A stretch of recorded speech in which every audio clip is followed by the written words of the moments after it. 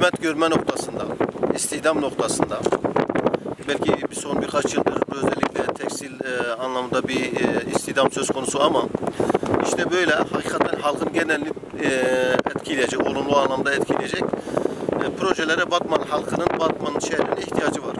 Bakın çok güzel bir yer. Devletin hazine arazisi.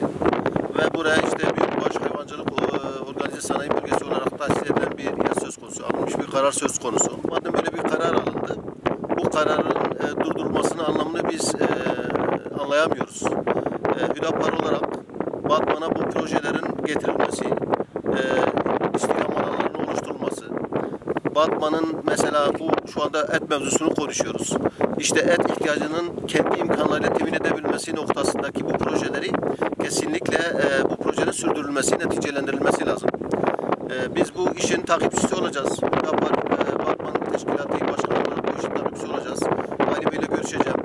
İlgili kurumlarla görüşeceğim. Şayet bundan bir sonuç alamazsak bunun genişçe bir raporunu hazırlayıp genel merkezimize sunacağım ve bunu Ankara nezdinde takip edeceğiz.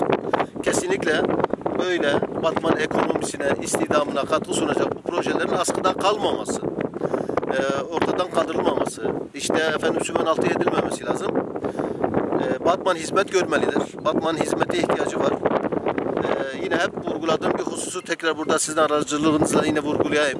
Batman'ın 5 tane milletvekili var. Acaba bu projede ne kadar haberleri var bilmiyorum ama işte biz duyuruyoruz.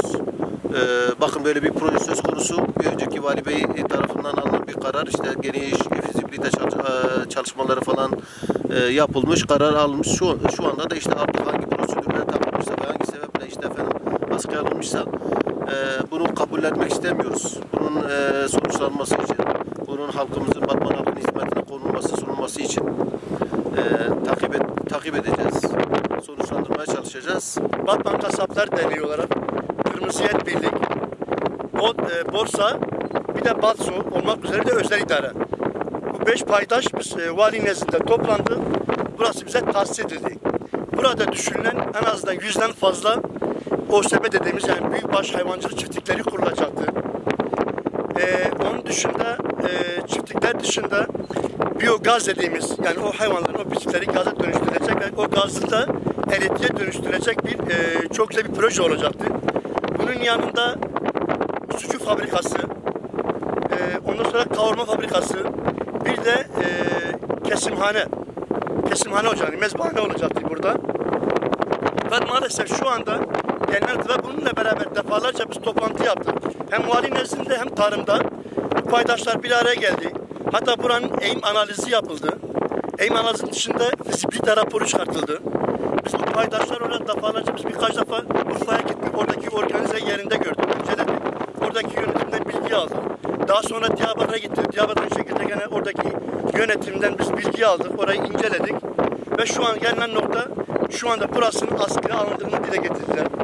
Şu andaki yeni valimiz ve aynı zamanda tarım müdürümüz buranın askıya alındığını dile getirdiler. Biz de buranın bir an evvel faaliyete girmesini istiyoruz. Biz kasaplar olarak, aynı zamanda Kırmızı Et Birliği olarak. Çünkü burada 100'den fazla insan burada o çiftliklere bakıcı olarak buraya bakacaklar. Aynı zamanda Batman'ın et ihtiyacı şu anda, hakikaten şu anda kasaplar olarak şu anda biz hayvan bulmakta zorluk çekiyoruz. Hatta bazen civar illerden, Diyarbakır'dan Batman'a hayvan getirmek zorunda kalıyoruz.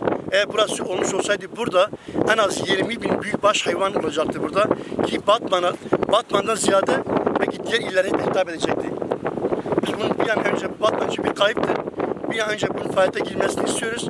Aynı zamanda ayrıca şu anda Batman şehir merkezindeki Batman şu an modern olma şeyinde ilerliyor şu anda. Maalesef şu anda Batman merkezinde şu anda hayvan besleniyor. Ve Batman'da şu an toplamda desen yani ya 4.000 geçmiyor büyükbaş hayvan. Ama böyle bir şey olmuş olsaydı 20.000'den fazla büyükbaş hayvan olacaktı. Bunun için sizin aracınızla da Vali Bey'imize, Tarım Müdürümüze söylüyoruz ki bir an önce bunun faaliyete girmesini istiyoruz. Teşekkür ederim.